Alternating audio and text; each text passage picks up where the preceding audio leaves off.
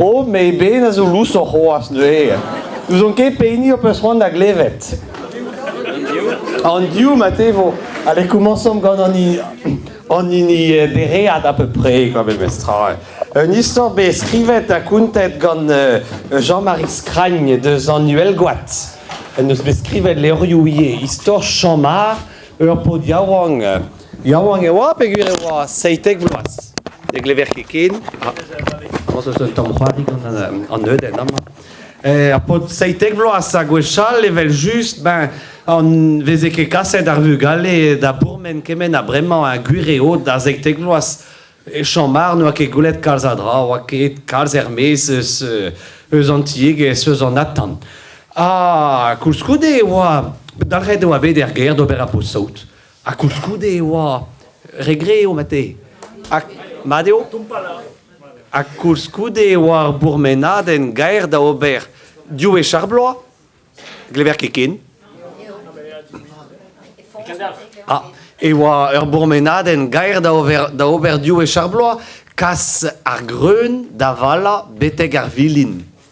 Andrevich e bet ur bourmenad en gaer da ober, me oa ket evit ar porke chamar, peguir eo an tad eo a he da diou e charbloa da gas ar greun da vala.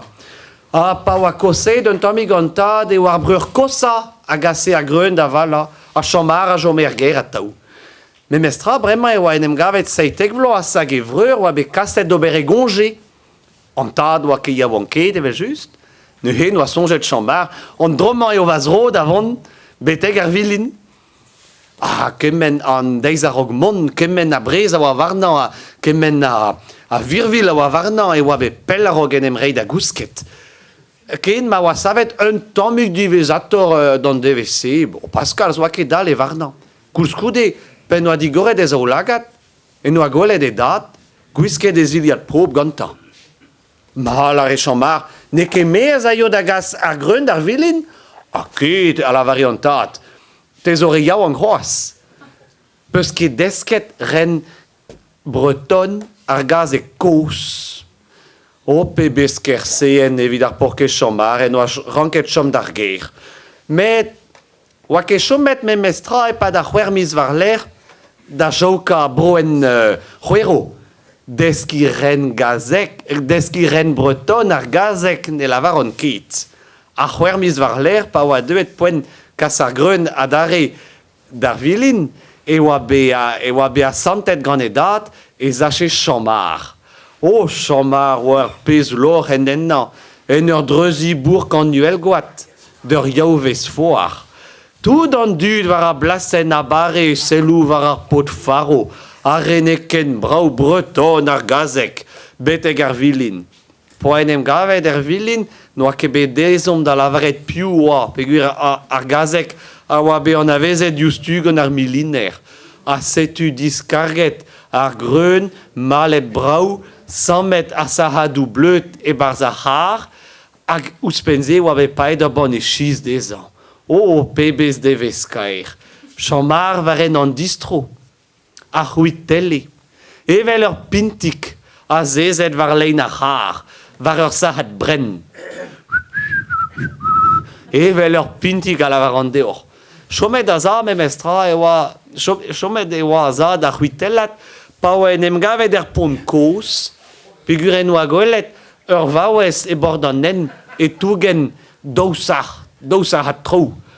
O, savet e oa be mat, evel an ol a ran o mamma.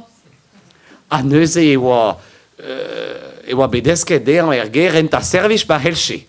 Ne he oa chomet a za, a lavaret d'ar vaouez. O, itron c'hwizo 100 met gwal bouner ama gant o taousahat, duit er har mo peus c'hoant me gaso a ranor beteg ar bourg. Hag ar vaouez a lavare, o ya, me zo kountant da zon e bars.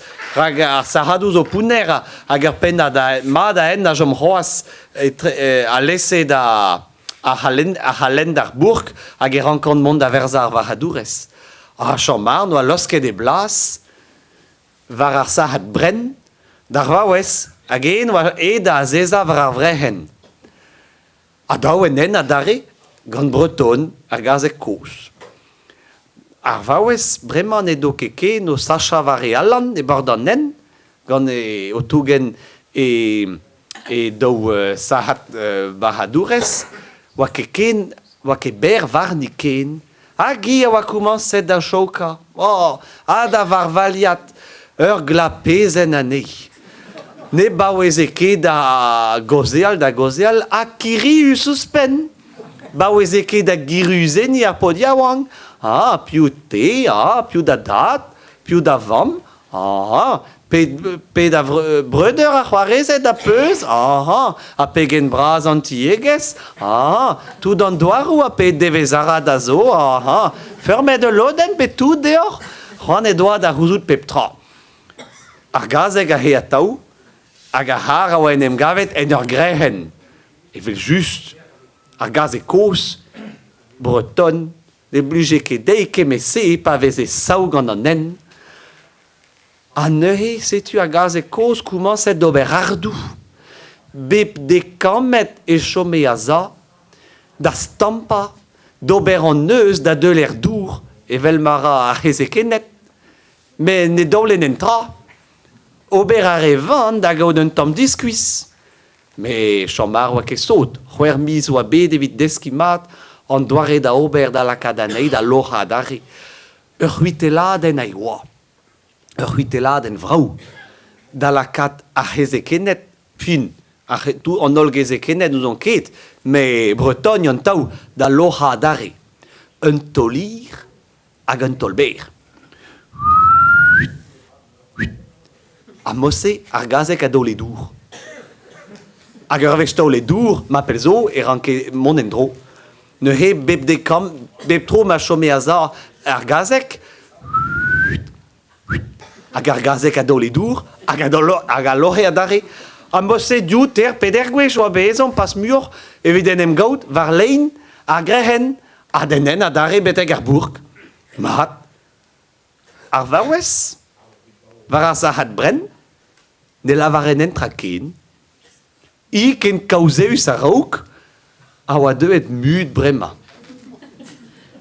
Pa oa men em gavet var blasen ar foar en uelgoat, ar vaouez a oa lammet mez eus a c'har, hag e bonjour na ken avo, e oa di varvel e tou ez ar mare a tud a oa var a blasen.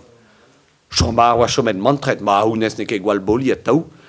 Bon, pet gwellatra no a gred evel just a oa mont da azeza en dro var a sahat brenn. Pen oa pozet e reor a vat. En oa losket ur youhaden. O pe bez morat vazud o kez. Ken ma save ar moget di var a sahat brenn. Oa pet a lavar che ar vam, pa grog che ar sahat brenn, ger, ar gwellatra oa da ober oa da gregi ar zar, hag en oa tolet anean e bord a len en uelgoat. Ha man e gredit ket a handon. Ket da furchal e bord a len e touez ar broen, hag man e ket kuit, ma te kavor anean a taou.